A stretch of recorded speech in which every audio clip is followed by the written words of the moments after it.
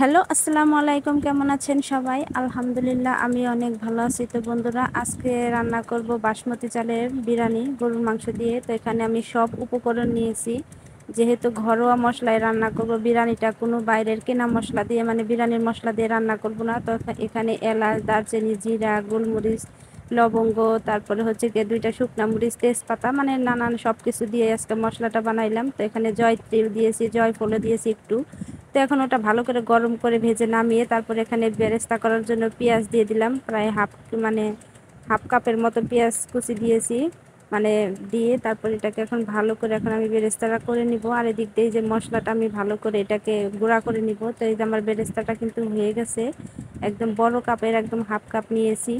তো নিয়ে তারপরে এখানে মানে বাসমতি চালটা ভালো করে এখন ফুটানোর জন্য এখানে দিয়ে দিলাম পানি। পানি দিয়ে তারপরে এখানে দিয়ে দিলাম একটু তেল, তারপরে এখানে দিব এলাচ, দারচিনি, তেজপাতা, কয়টা জিরা দিয়ে ভালো করে চালটা আমি একদম ঝরঝরে করে মানে সেদ্ধ করে নেব, জানি কোনো নরম না হয়। তারপরে পরিমাণ মতো লবণ, তারপরে দিয়ে একটা লংও দিয়ে দিয়েছি। তো দিয়ে এখন সুন্দর করে পানিটা আমি একটু ঢেকে দেব। তারপরে মানে ভালো করে চালটা সেদ্ধ করে নেব, মানে অর্ধেক সেদ্ধ করে নেব, পুরাটা সেদ্ধ করব না, না কিন্তু মানে বিরিয়ানিটা একদম নরম হয়ে যাবে, তাহলে কিন্তু খেতে এতটা ভালো লাগবে না। একদম ঘরে যে সব মশলা থাকে মাংস রান্না করতে, তো সেই মশলাই আমি মানে তৈরি করে মানে ফাঁকি করে তারপর আমি বিরিয়ানির মশলাটা বানাবো। আর এখানে হাফ কেজি গরুর মাংস ছিল ফ্রিজে, তো সেটা দিয়ে রান্না করব। তো এখানে দিয়ে দিলাম রসুন বাটা, আদা বাটা, কাঁচামরিচ বাটা, তারপরে জিরা বাটা, সব কিছুই দিয়ে দিলাম। তো পরিমাণ মতো দিবেন, যেরকম মাংস তো সেরকমই। তারপরে পরিমাণ মতো লবণ, হলুদের গুঁড়া, তারপর লবণ মানে মরিচের গুঁড়াও দিলাম কালারের জন্য, মানে একটু ঝাল ঝাল না হলে তো আমরা যেহেতু গ্রামের মানুষ একটু ঝাল ঝালই পছন্দ করি। তারপরে দিয়ে দিলাম মানে বেরেস্তা। তারপর এখানে দিয়ে দিলাম যে বেরেস্তা করা তেল ছিল, তো সেটা অল্প ছিল, সেটা একটু দিয়ে দিলাম। দিয়ে ভালো করে এখন হাতে মাখিয়ে নেব। তো তারপরে এখানে দিয়ে দিব টক দই, তারপরে দিয়ে দিব যে মশলা, বিরিয়ানির যে মশলাটা তৈরি করছি, তো সেটা এখানে আমি দিয়ে দিলাম। দিয়ে এখন হাত দিয়ে ভালো করে বেশ কিছুক্ষণ মাখিয়ে নেব। তো এখানে এখন আমি বিরিয়ানি মানে ইটাও দিয়ে দিলাম, এখন মানে টক দইটাও দিয়ে দিলাম। তো অর্ধেক দিব, এতটা দিলে টক টক লাগে, এতটা ভালো লাগে না, এর জন্য আমি অল্প করে দিয়ে দিলাম। তো এখানে আরেকটু দেব। তো যার যেরকম মন চায় তো সেভাবেই দিবেন। যত বেশি রান্না করবেন তো পুরোটাই দেওয়ার চেষ্টা করবেন। আমি যেহেতু 1 কেজি চাল, হাফ কেজি গরুর মাংস, তো আমি জন্য হাফই দিলাম টক দই। বেশি দিলে কিন্তু আবার টক টক লাগবে, এতটা ভালো লাগবে না, এর জন্য অল্পই দিলাম। তো এদিকটা আমার চালটাও ফুটে গেছে, এটাকে এখন ঝরানি দেওয়ার জন্য নামিয়ে নিলাম।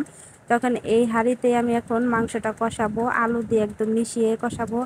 আর মানে আলুটা আমি আলাদা সেদ্ধ করে নিয়ে নেই, যে মাংসের সাথে সেদ্ধ করে নেব।